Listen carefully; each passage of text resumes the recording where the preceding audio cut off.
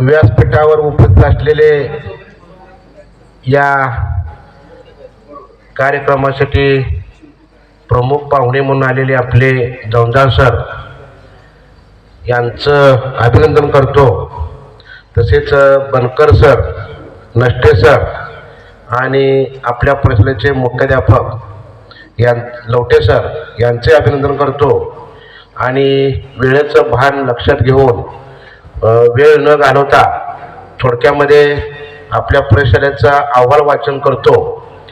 आणि सर्वसाधारणपणे शिक्षणाच्या पवित्र क्षेत्रामध्ये ह्या नाथबाबाच्या नगरीत 1981 पासून ही प्रशाला कार्यरत आहे। सर्वसाधारणपणे जून 1990 मध्ये ही प्रशाला 100% झाली। त्याचा मी इथं साक्षीदार आहे। 100% आंदोलनात आल्यानंतर सांगोल तालुक्यातून मिरवणूक काढली होती, पूर्ण तहसीलच्या कचेरीला पूर्ण मिरवणूक काढली होती वाजवत वगैरे।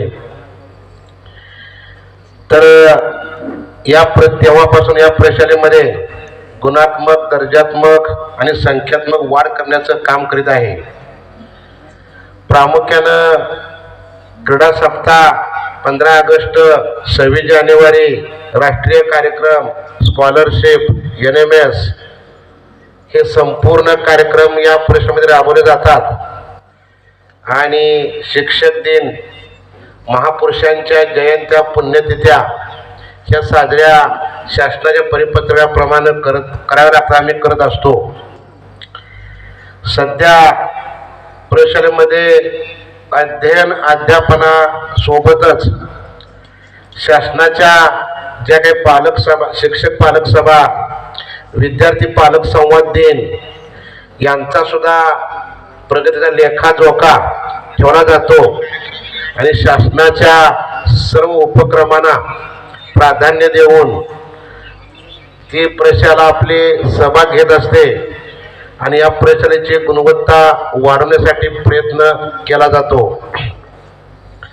सध्या स्पर्धेचे युग असून प्रत्येक क्षेत्रामध्ये कामकाज करत असताना गुणवत्ता, संस्कार, संवर्धन महत्त्वाचे असतात।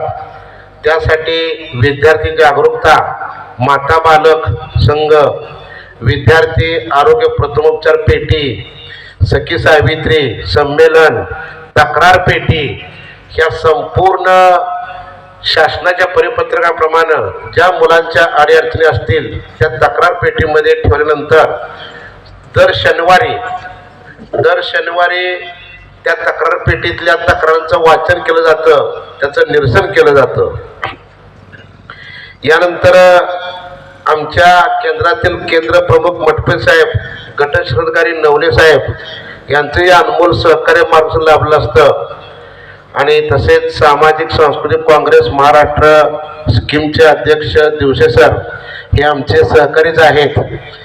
माझे मुख्याध्यापक श्री लवटे सर, या परिषदेत आजी, माझे विद्यार्थी, पालक, मौजे आलेगावचे सर्व ग्रामस्थ, विविध पदाधिकारी, सरपंच, ग्रामसेवक, तलाठी, पोलीस पाटील, ग्रामपंचायत सदस्य यांचंही या परिषदेला मोठं योगदान लाभलं असतं।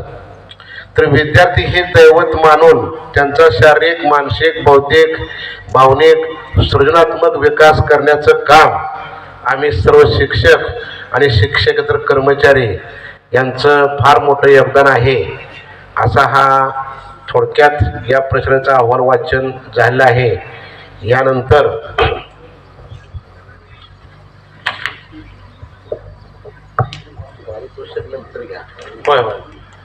तर या ठिकाणी आपल्या प्रशालेचे मुख्याध्यापक श्री काशीद सर यांनी आपल्या प्रशालेचा लेखाजोखा जो आहे सुरुवातीपासून आजपर्यंत आत्तापर्यंत ते या ठिकाणी व्यक्त केलेला आहे, त्याबद्दल त्यांना धन्यवाद देतो।